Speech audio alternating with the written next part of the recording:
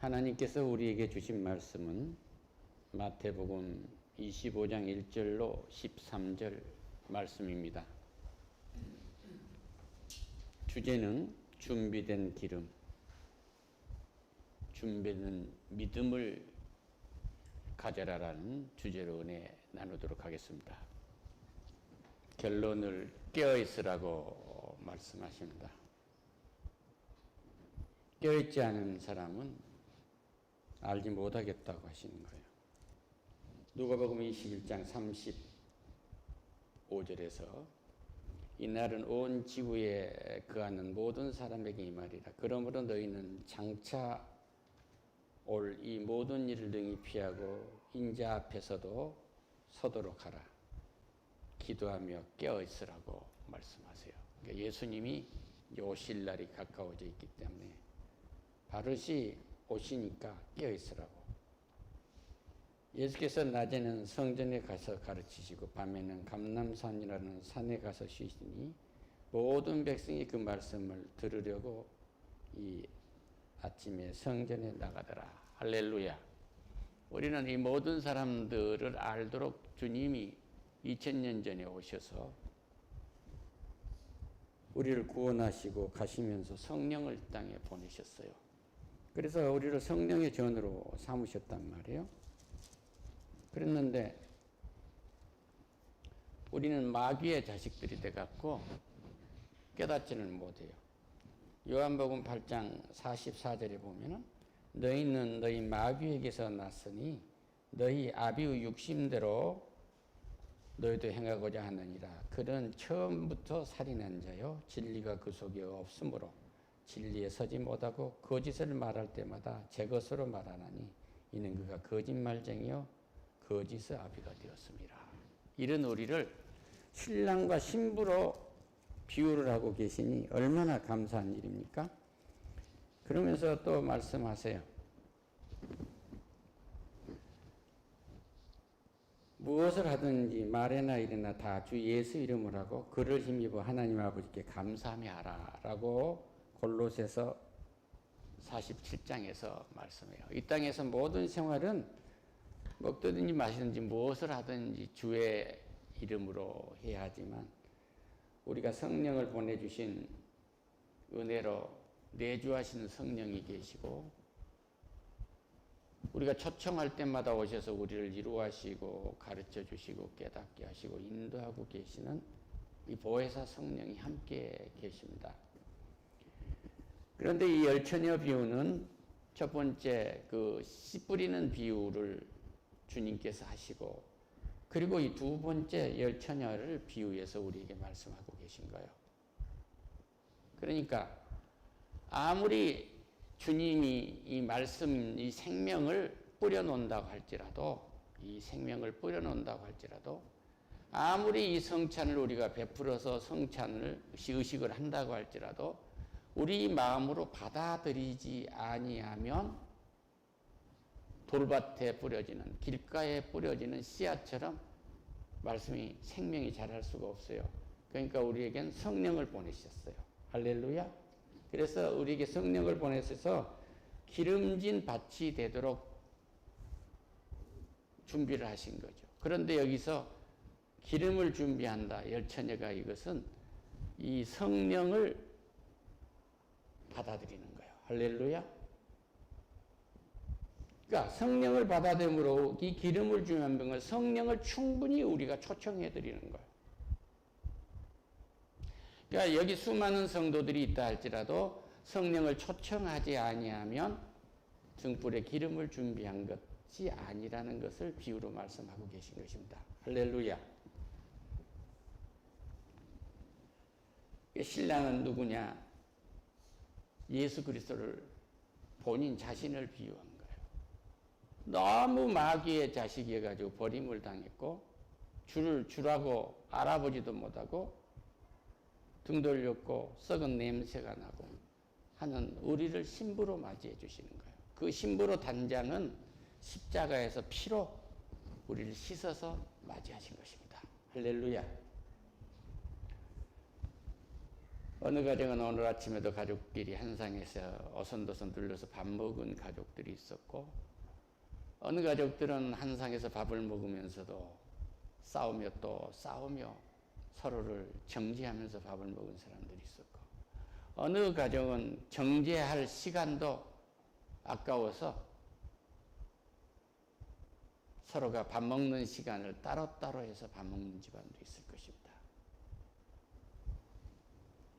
이런 우리를 하나님은 신부라 하시고, 이런 우리에게 성령의 사람이 되라는 거예요. 할렐루야. 그러니까 가족끼리 오손도손 먹었던 그 가족도 살아가시고, 한상 앞에서 지지고 볶고 싸우고 서로가 그냥 마음이 없는 소리도 하고 마음이 없는 대답도 하고 마음이 없는 전혀 회개도 없는 반성도 하고, 그러면서도 그렇게 거짓으로 꾸며대서 이 밥상을 대하고 밥을 육신에 배를 채웠고, 또 어느 가족은 서로가 보기 싫어서 민망해서 서로가 떨어져 있고, 또 어떤 가족들은 아예 거리가 따로따로 살고 있는 거예요. 그런 우리에게 저마다에게 신부가 신랑이 되어 주셔서 성령의 기름을 부으라 이게요. 할렐루야. 이 기름은 우리가 예배하고 찬양하고 말씀을 읽고 주님이 우리에게 성령을 보내서 나를 성전으로 삼으셨고, 이것은 예수님이 핏값으로 사서 이 성전인 우리의 몸은 어느 날 하나님이 때가 돼서 우리를 부를 때 이 땅에서 몸을 이 장막을 벗고 이 장막 안에 있었던 우리 영은 천사들에게 들림을 받아서 하나님의 품으로 갈 것이다. 그리고 우리 주님이 재림하신 날 우리는 부활할 것이다. 할렐루야. 이 기름 부음의 이 믿음을 준비하고 있으라 이거예요. 그렇지 않으면 개별적으로 하나님이 나를 부르는 그때에 이미 나는 넌 모른다. 그러면 그 사람의 육신은 마귀의 영의 성전이 되어 있었기 때문에 저주받은 몸으로 흙으로 몸은 돌아가고, 그의 영은 마귀의 영이기 때문에 죽음의 바다로 들어가는 거예요. 그러니 깨어있으라. 할렐루야. 네 몸은 성령의 전이다. 네 몸이 등이란 말이야. 그러니까 어떤 일이 있어도 어떤 상황이 있어도 하나님을 받아들이란 말이야. 어떤 사건이 있어도 한 밥상에서 밥을 먹을 때 그렇게 하기에 천국 잔치를 벌이고 밥을 먹는 향연일지라도 그곳이 하나님이 없으면 어두운 등불이란다. 그 향연 앞에 듣고 있는 그 가족 중에도 성령의 전으로 믿고 내 속이 하나님이 계시고 성령이 나를 감싸며 내가 찬양을 하고 부르짖을 때마다 성령이 빛으로 나를 밝히 비춰주는 내가, 내 몸이 내가 주의 등불이라고 믿는 은혜가 넘치기를 축원합니다. 할렐루야. 주가 그리스도이고 살아계신 하나님의 아들이 이걸 나는 마음으로 믿고 입으로 시인합니다. 이것은 내가 의로워서 내가 그런 신앙 고백을 할 수 있겠고 머리에 지식이 많아서 논리적으로 받아들인 것이 아니라 사실을 받아들입니다. 이 믿음은 들음에서 났고 이 들음은 말씀에서 왔습니다. 할렐루야.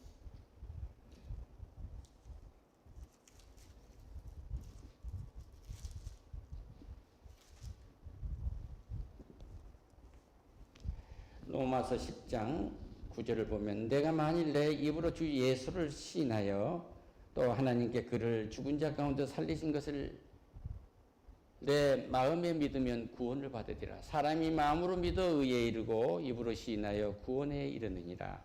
성경에 이르되 누구든지 그를 믿는 자는 부끄러움을 당하지 아니하리라.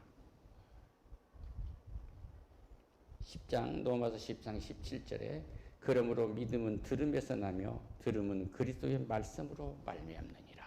할렐루야. 그래서 우리는 이 말씀을 받아들이면 구원에 이르고, 이 구원에 이른 것을 잊지 않고 더 뜨거운 역사가 일어나서 이 믿음이 우리의 육신의 장막을 넘어서 이웃에까지 복음이 전해지게 하려면 우리는 깨어 있어야 돼요. 할렐루야. 마가복음 13장 33절 이하에서 주의하라, 깨어 있으라. 그때가 언제인지 알지 못하리라.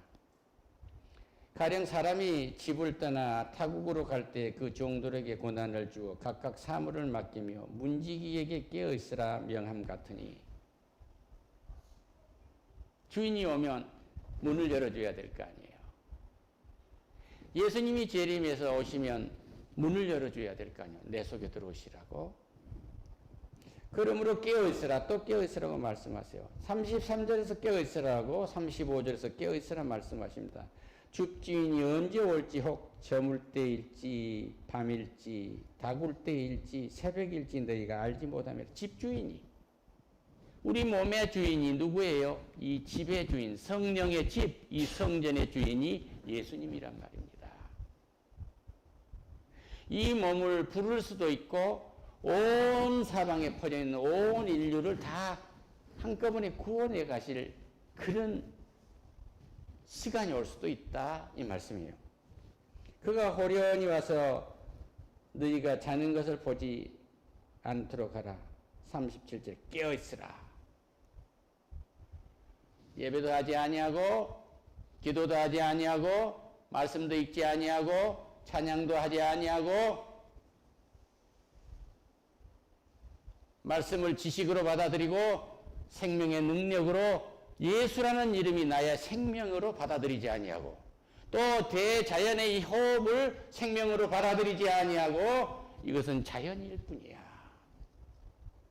하고 받아들인다면 이미 등불은 준비되지 않은 것입니다.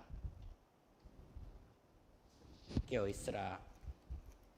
내가 너희에게 하는 이 말은 모든 사람이 하는 말이니라. 할렐루야.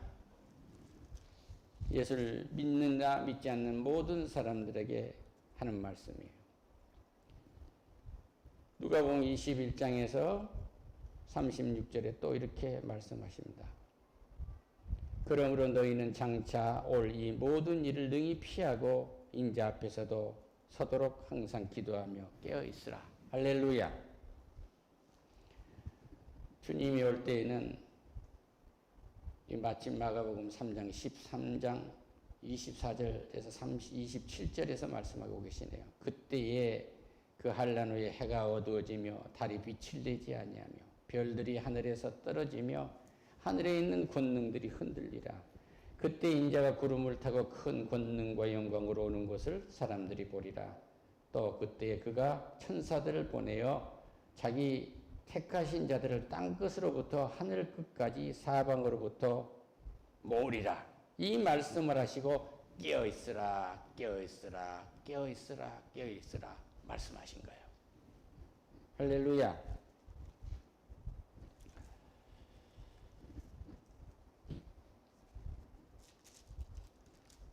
우리는 이 시간에 함께 앉아 있습니다. 이 동일한 시간에 모두가 다 함께 앉아 있고 동일한 시간에 한 가족들이 살아가고 있지만 구원받을 자와 구원받지 못할 자는 분명히 갈립니다. 그러니까 이 믿음으로 준비되어 있는가, 이 성령의 기름이 준비되어 있는가, 이것으로 운명은 결정나는 거예요. 할렐루야. 하나님은 대가 없이 오십니다.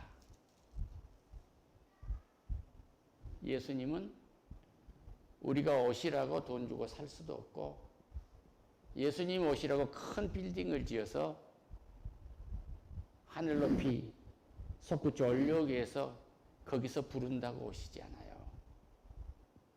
자기 백성이 자기 몸을 성령의 전 등불로 준비하시는 그 은혜를 입은 사람들이 편만할 때 오십니다.